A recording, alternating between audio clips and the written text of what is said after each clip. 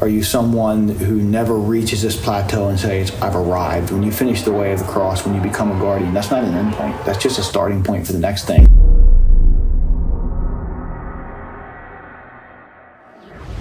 The way of the cross is our final training exercise. They start as a cadet, and when they cross the finish line, they become a guardian. It's designed to test them physically, to test them in their teamwork, operating under pressure, operating when they're tired, and just to really see, are they ready to move on to that next phase and become a guardian in Chazak Rescue.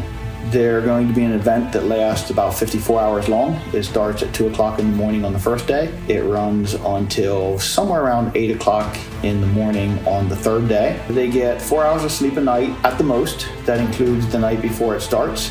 During that time, they'll hike approximately 48 miles. They'll be carrying a pack that weighs right around 55 pounds.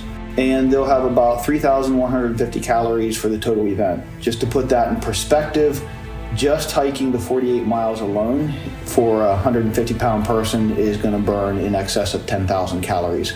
So they operate on a sleep deficit, they operate on a calorie deficit, and definitely on an energy deficit. In between, when they're not hiking or occasionally sleeping, they will run training stations that are based on humanitarian care, security trainings, first responder trainings, just running different scenarios or trainings that go back through their entire first 2 years of training and test, can they do the things they've been trained to do whenever they're exhausted, whenever they're hungry, whenever they're barely awake enough to think straight?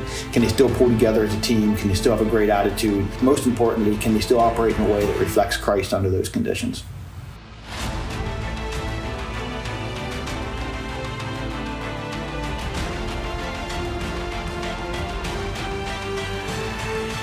We were blessed with the first class of cadets we have with Class 1. We have a group of men in here who are willing to be pioneers. But as I saw these men develop over 2 years, just the character that built into their lives, their willingness to be honest with things that they were dealing with and to let other people be a part of that and to just be real in a way that lets them be stronger physically, emotionally, and spiritually. It was just a tremendous blessing to be a part of the lives of these young men. And as we watched them go through the way of the cross, we could just see that coming out. Just so many ways as they went through that final event, we could see here's a group of men that are truly ready to reflect Christ well as first responders. I just couldn't be more proud of this group of guys, and not only the way they went through the way of the cross, but who they are. And I just couldn't be more proud to say these are men that are guardians. These are men that we are glad to say they represent Chazak Rescue.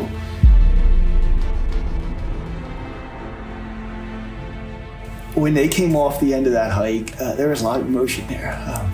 They got their little pin that signifies them being a guardian right out there in the wilderness when they came off.